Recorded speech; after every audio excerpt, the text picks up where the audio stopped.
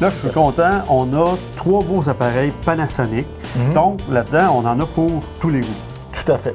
Si on prend le premier, le G85, qui est un appareil peut-être un petit peu plus pour moi, orienté plus pour la photographie, boîtier tropicalisé. Oui. Donc, pour une personne qui veut faire du plein air, c'est parfait.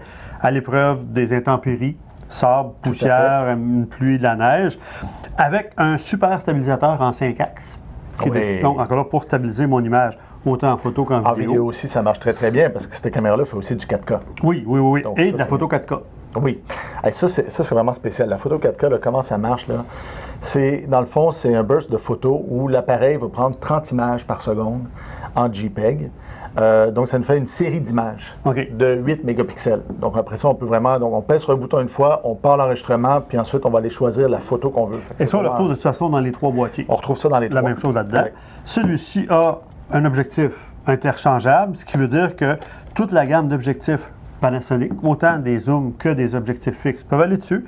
Flash intégré, donc qui nous permet de faire du remplissage, si je fais de la macro ou des choses comme ça, faire du portrait. Par rapport à la macro, il y a quelque chose qui est intéressant aussi, lui, au niveau du focus. Oui, focus stacking. Ce qui veut dire qu'on peut prendre, et on les a dans les autres appareils aussi, donc plusieurs photos, et de cette façon-là, on pourra augmenter notre profondeur de champ. On fait du 4K, on fait du Full HD, on fait du très beau HD. Viseur. Oui. C'est important de le dire, parce que ce viseur-là, quand on vise dedans, parce que des fois, spécialement en mode vidéo, on peut avoir du lag pendant qu'on filme. Dans ce cas-ci, il n'y en a absolument pas. C'est vraiment fluide. On met l'appareil à notre œil, puis on regarde. C'est super beau, vraiment agréable à travailler là-dessus. Autre chose aussi qui est super intéressant quand on parle de photographie avec ces types d'appareils-là, c'est qu'on a des modes silencieux.